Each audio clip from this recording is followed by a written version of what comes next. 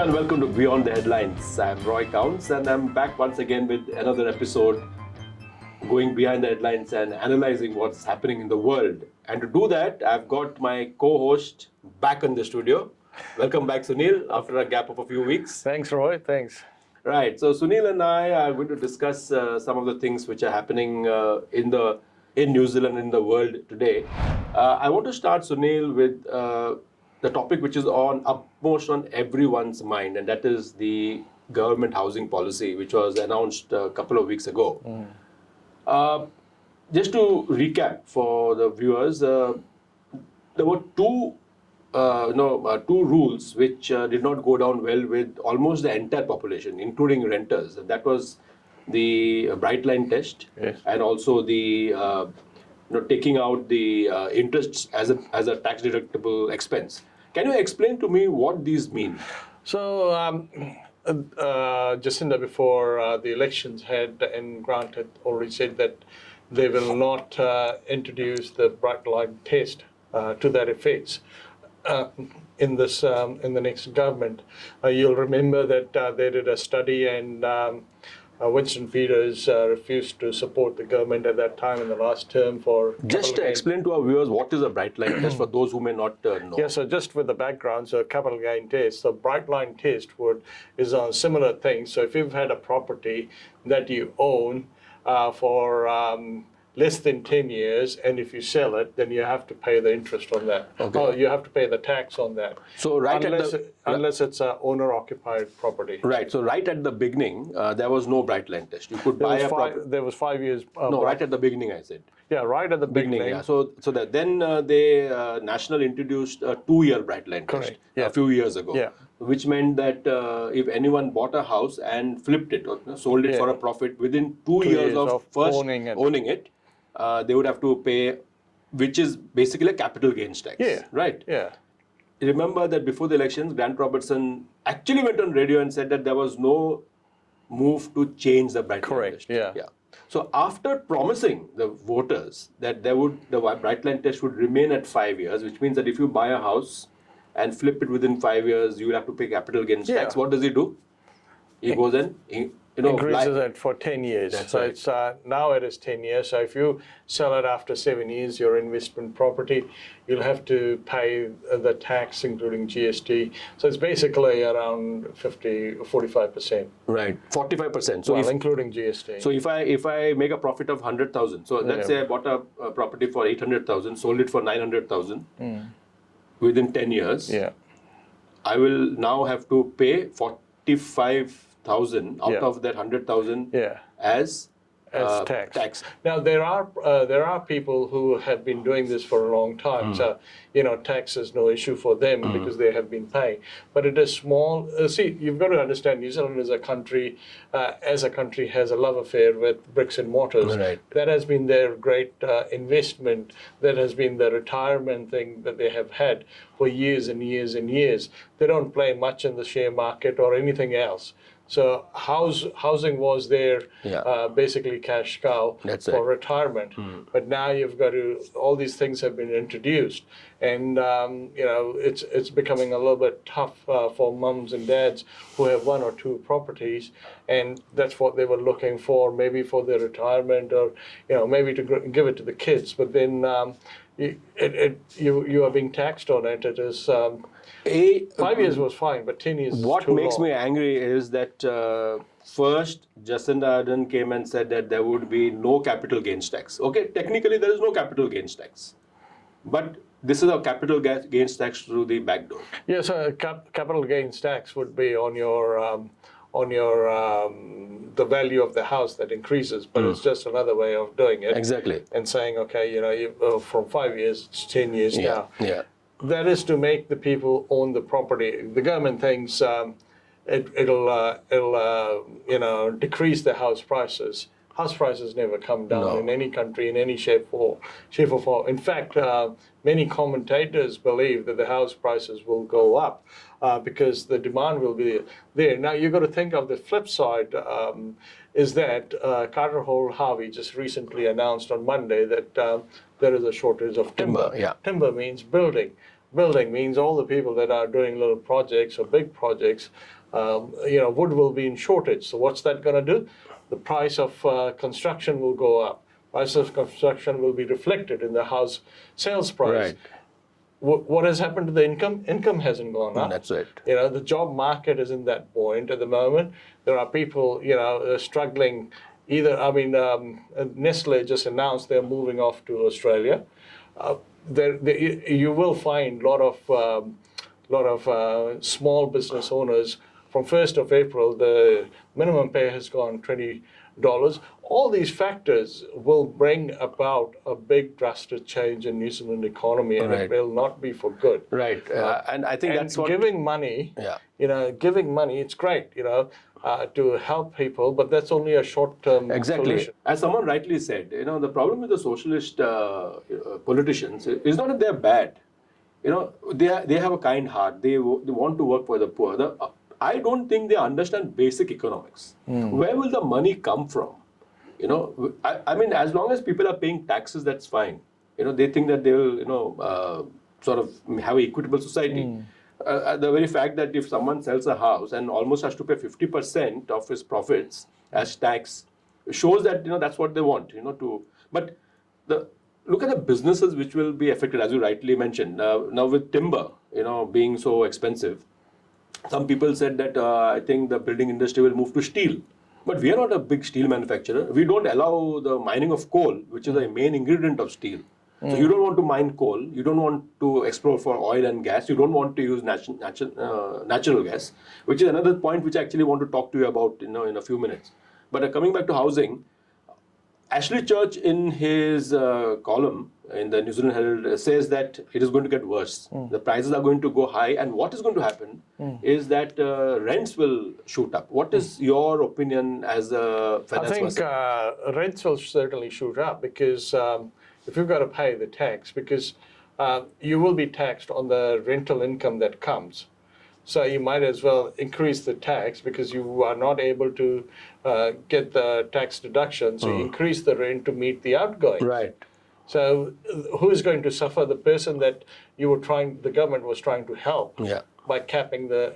See, the other thing is Grant Robertson on ZB declined to say that they would look at capping the rentals. So once the rental comes in or a cap comes in the area, I think it's going to be really hard for people. So they'll start, and it'll just collapse the market. That is the worst thing any government can do to cap rents. We know, I am from Mumbai, Sunil. In 1942, the British government capped the rents in Mumbai because of the Second World War. They wanted the houses to be available to the British officers and soldiers who were in India fighting the Second World War. They did not allow because the landlords would naturally increase the rent because of huge demand. That rent cap from 1942 remained in place till 2000. And as a result, Mumbai, which was one of the prima donna cities of the world, it actually almost got reduced to a slum. Because I remember there's a commercial site in Connaught Place in Delhi. Pyare Lal's, I think, still has it. I think Mr. Bakshi can confirm it.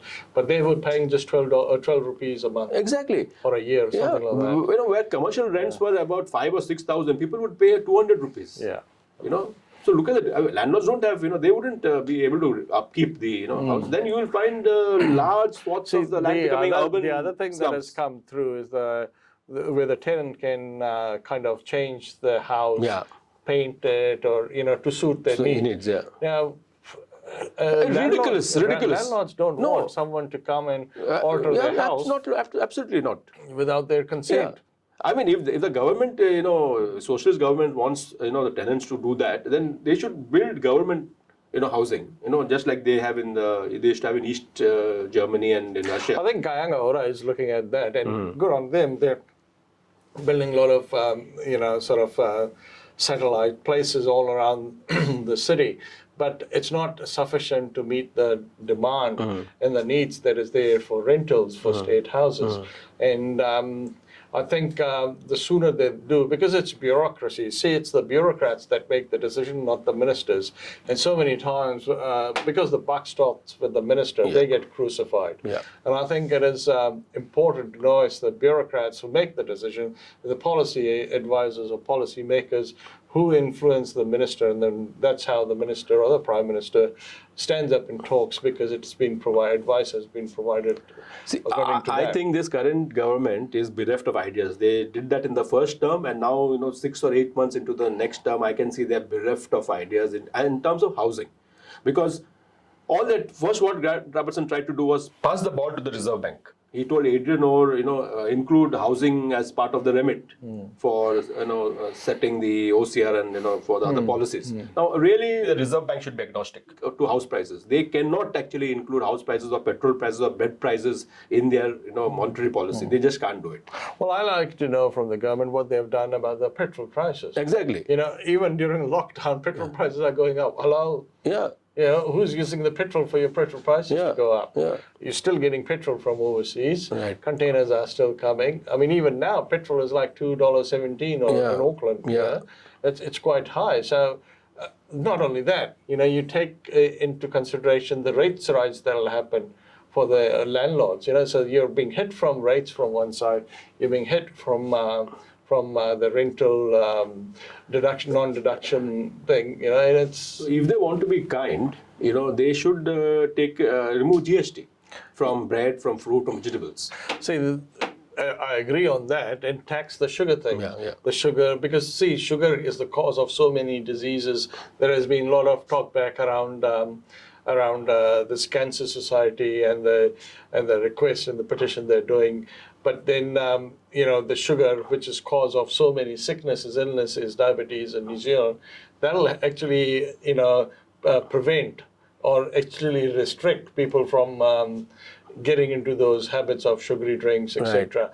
But coming back to the housing thing, I think what I haven't seen a solution is around people of first home buyers. Yeah.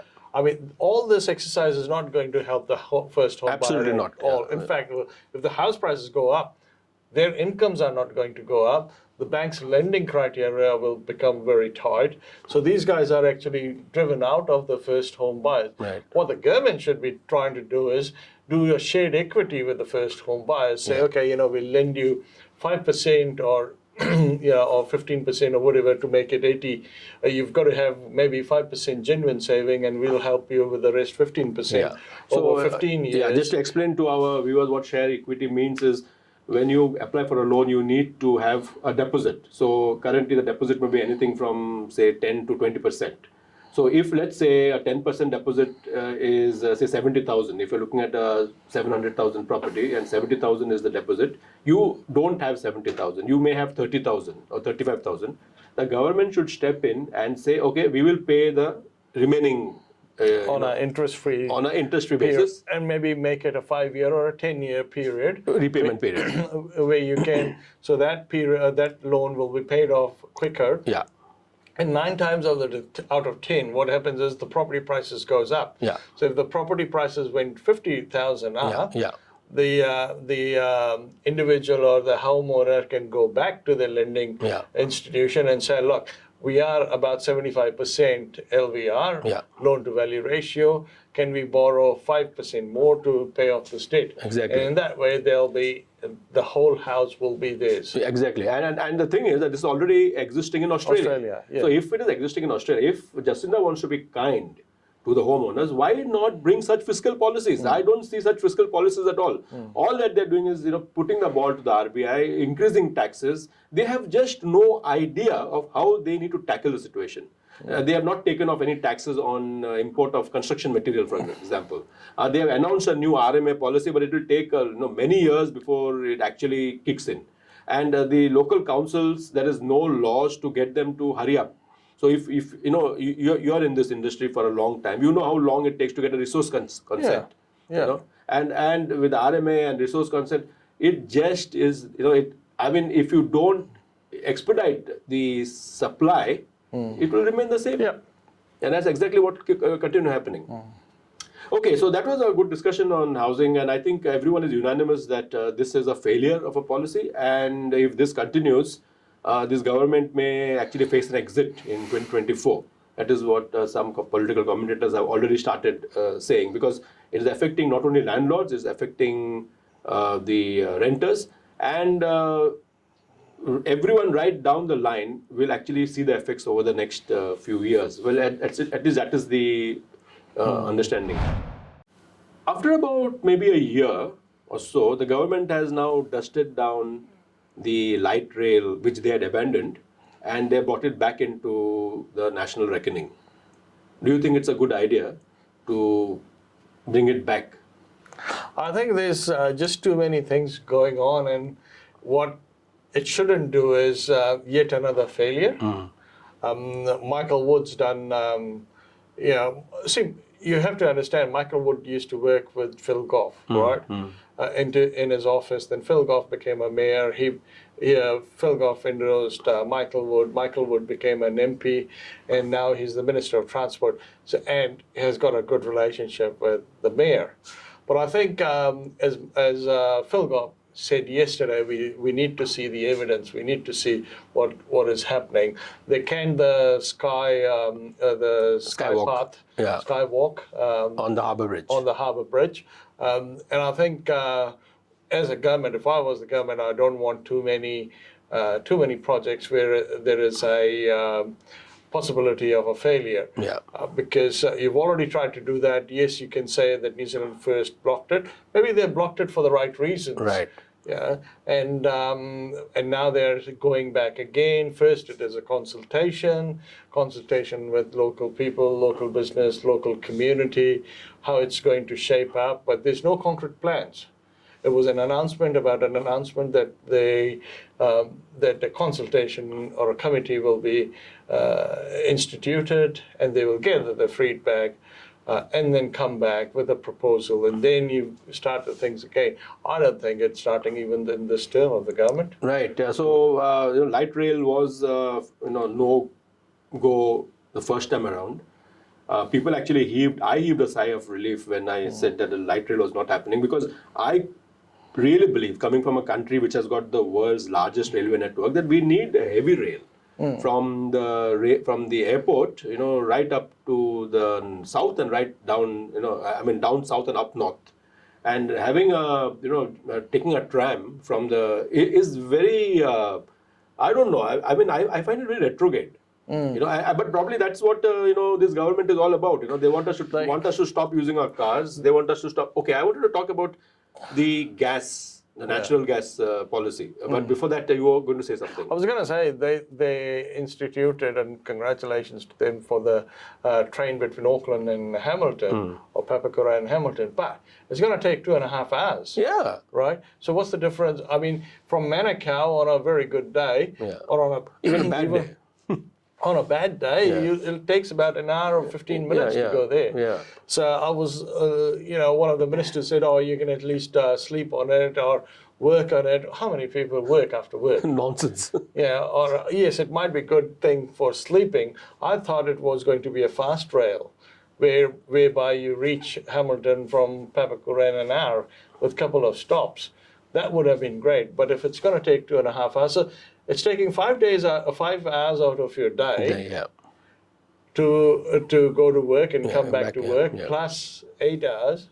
So that's basically 13 hours out of 24 hours. So 9 hours, basically you're spending maybe 2 hours at home, or 7 hours to sleep, or maybe 3 hours at home and 6 hours to sleep. It'll be very stressful. Right. So Sunil, I wanted to actually also talk to you about the proposed recommendation of not supplying natural gas to new homes and new establishments. What do you think of this? Well, I think it's just cost on cost and cost. Because you've got to change the gear. I believe there was an experiment or pilot that was done for hydrogen. That means they have to replace all the stoves, the hobs. It's going to create more junk, more recyclable, or maybe not recyclable things. It's going to be another expense for homeowners. We've already got so many other things, healthy home, which is great. Healthy home is good. But, from the gas point of view, that means your and my barbecue and the barbecues of all the viewers will have to be changed. And the restaurants. So there's heavy cost. Yeah. I don't think they've done the numbers about it. Yes, it might bring some money, and it's a great thing, to do for the environment, but I still think I think this government has got its head in the clouds. They just don't understand. I do not know. I don't know whether they're doing it for some sort of political brownie points, trying to keep some ignorant, section of their constituents happy. I just don't know whether they're doing it to just keep them happy, or whether they really believe in all this rubbish. Not supplying gas to new builds, and then having a plan from up to 2050 where all see, the fact is, did anyone plan for this cell phone which I'm holding in my hand? It happened, and the market took care of it. Okay. It's the same thing will happen. A new technology comes in. You can't legislate kindness. You can't legislate these things. And this is something the socialists just don't understand. That you can't legislate for these things.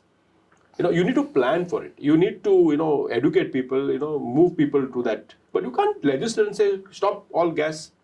See, I think knee-jerk things like this, obviously I think it needs to take some time. Research needs to be done. I haven't read any research as such on this or on the benefits of this, apart from, yes, greenhouse emission, it will be good to meet the target. Right. But I think, as you rightly said, knee-jerk reactions would be really detrimental in the long run for the government from a political point of view and for the economy, because it's going to hurt people. I mean, if you put a deadline by 2025, you have to change all the gas hobs, etc., etc. Yeah. And if people don't have money, because you can't claim expenses against the house or against the rental investment, you can't have tax deductibility from the income, it's going to hurt people. Right. And how can they do? They can't meet the objectives. Yeah. So I think, even you remember there was a solar subsidy, solar things. There hasn't been an uptake on solar anywhere. Right.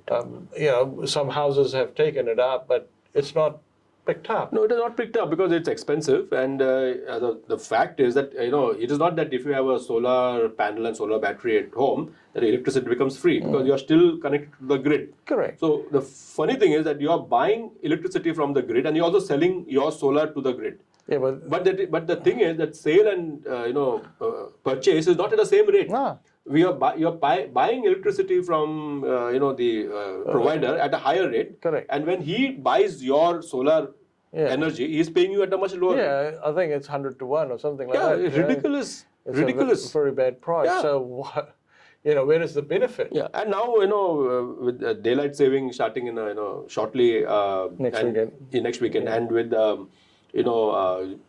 shorter days, how will solar work in New Zealand? You tell me. It is okay in a tropical country, Sri Lanka, India, Madras. 320 days of bright sun works, but not in New Zealand. No, and I think that's what, just like the natural gas and the solar thing, those are a little bit, off the cuff kind of a thing. Let's talk about windmills. Okay, people in New Zealand have got a lot of wind farms. Yeah. But now the new thing is that the fiberglass used for the wings, once it gets damaged or has to be replaced, it gets worn out, that becomes a huge landfill problem. Yeah. Because there's no way you can recycle it. No. All those huge, arms, which takes. So I'm sure, as an innovative country, we can come up with some sort of a product innovation for the windmills. But I think. This gas one, I'm a little bit, Yeah. I feel, and I'm not actually against the government. I think in some places the government has done, good, especially. Look, one of the best things I think the government has done is the leave for miscarriage. Yeah. They don't give leave for abortion. I think they should. But miscarriage thing is a very good thing. I know of couples who have lost baby or had miscarriage.